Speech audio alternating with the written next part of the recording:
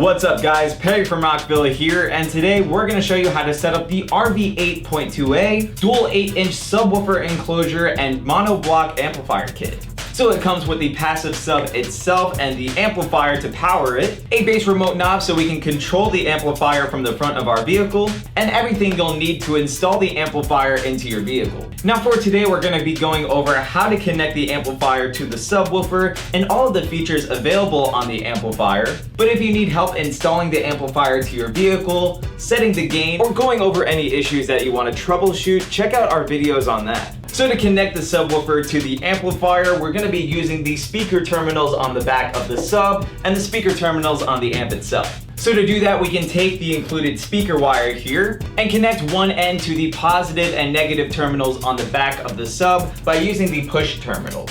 So you'll see we have two different sides of the speaker wire here. So there's one with a red stripe and one with no stripe. This would just help to track which side is the positive and which side is the negative. So for today, we're going to be using the one with the red stripe as the positive and the clear side as the negative. So you can take a wire stripper to strip the ends of the speaker wire so that it can fit into your terminals. Again, we'll connect the red wire to the positive terminal and the clear side to the negative terminal. Then to connect it to the amplifier, we're going to unscrew the speaker terminals here on the amp. Strip the other ends of the wire so we can fit it into the terminals. Then connect the other ends of the speaker wire into the speaker terminals with the red stripe going into the positive and the clear side going into the negative.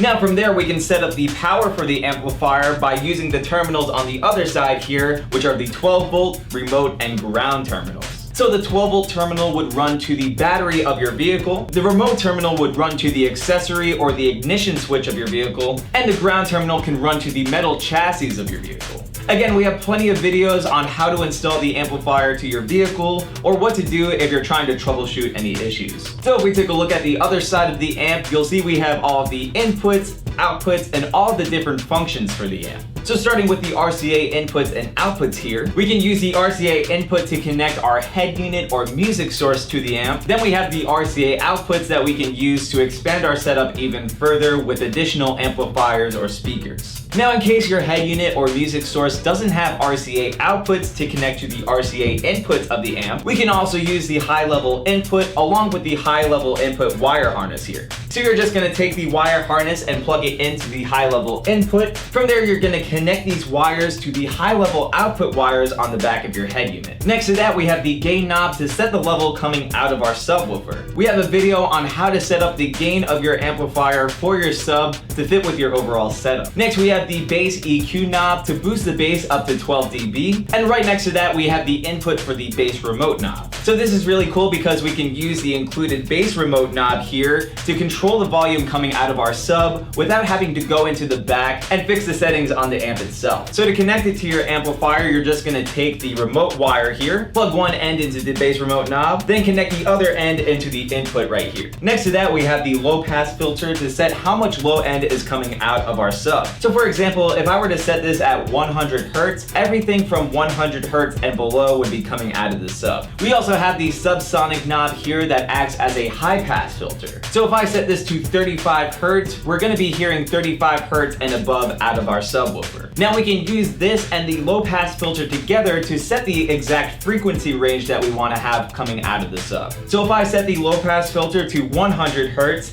and the subsonic filter to 35 Hertz, we're only going to be hearing that frequency range coming from the sub. Above these knobs we have the crossover mode that's going to set the amplifier either to low pass mode or full range mode.